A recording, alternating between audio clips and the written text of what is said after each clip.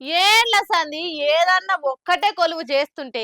ఎట్లయినా యాస్టకొస్తది. రోజు గదే డ్యూటీ అంటే ఓసారి కాకున్నా ఓసారన్నా ఇసుగొచ్చినట్టు అనిపిస్తది. కానీ అన్నం పెట్టిన కొలువును అమ్మ లెక్క సాధిన డ్యూటీని మరవకుట ఇగో ఇట్లా కొందరు పాయిరం చూపిస్తుంటారు. పబ్లిక్ తోని వారే వా అనిపించుకుంటారు. చూసి మీరు కూడా అనుర్రి మరి సూపర్ అని. చల్తీ కానాము గాడి ఇదే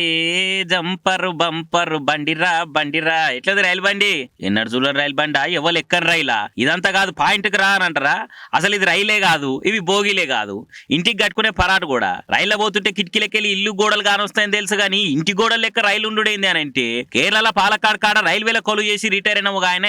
ఇంటి ప్రహరీ గోడని ఇట్లా రైలు బోగి లెక్క కట్టించుకున్నాడు ఇంటి గేటు కూడా అన్ననే కలిసిపోయి కలరు అచ్చరాలు నెంబర్లు కిటికీ ఊసలు అన్ని సమ్ రైలు లెక్కనే ఉండే వర్కలా వావ్ వావ్ వావ్ అనుకుంటే ఆడకట్టోలే కాదు పక్కూరికెళ్ళి కూడా పని మీద వచ్చిన వాళ్ళు ఈ గోడను చూసి ఫోటోలు వీడియోలు తీసుకుంటా హాయ్ ఫ్రెండ్స్ మేము ట్రైన్ వాళ్ళ దగ్గరకు వచ్చాం ఫ్రెండ్స్ అని కిటికీలకే చేతులు ఊపుకుంటా రైలు చేసి కూసైతున్నారట మరి ఏండ్ల సంది రైల్వేల కొలువు చేసి రోజు రైలను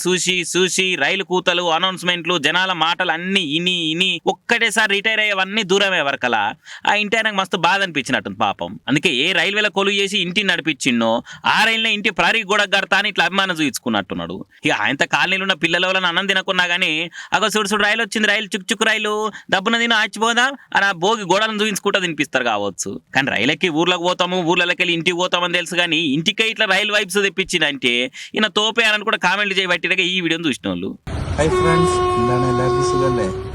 ഇന്നത്തെ പുതിയൊരു വീഡിയോയിലേക്ക് എല്ലാവർക്കും സ്വാഗതം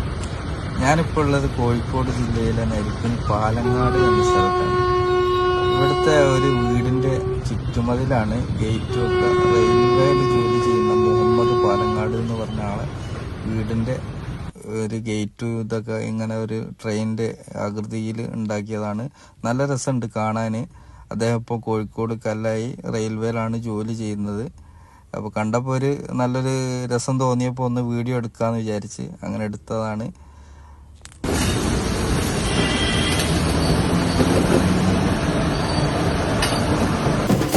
మొన్న ఈ స్కూల్ చాలా ముంగట బ్యాగులు బుక్కులు బూట్లు పెన్సిళ్ళు పెన్నులు అన్ని కొత్తగా కావాలని పిల్లగాళ్ళు మస్తు మారం చేశారు కదా